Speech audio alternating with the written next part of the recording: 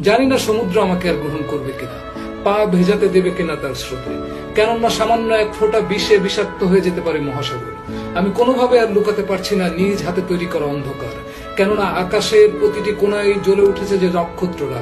সমুদ্র আমাকে পরিত্যাগ করেছে, শুধু আমাকে গ্রহণ করার জন্য সে তো আর মেরে ফেলতে পারে না তার পেটের ভেতরে শান্তিতে ঘুরে বেড়ানো মাছেদের।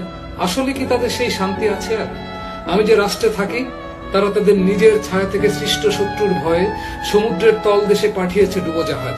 এমন সতর্ক দৃষ্টিতে তারা ঘুরছে যেন স্বপ্নে নিজেরাই দেখামাত্র নিজেদেরকে তারা হত্যা করবে। নিজেরাই নিজেদের শত্রু হওয়া ছাড়া মানুষের আর কোনো মহৎ উদ্দেশ্য নেই এখন। আমি জানি না মানব সৃষ্ট দাবানলে পুড়ে যাওয়া একটা ছোট্ট ওরাংওটাং শিশুর অভিশাপ থেকে পৃথিবীর আগামীর মানব শিশুরা নিজেদেরকে উদ্ধার করতে পারবে কিনা। নিজেকে এত ঘৃণা করি যে অন্যরা আমাকে ঘৃণা করার সুযোগ পায় না, অথবা বলা যেতে পারে তারাও নিজেদের ঘৃণায় এত ব্যস্ত যে অন্যদেরকে ঘৃণা করার সময় তারা আর পায় না।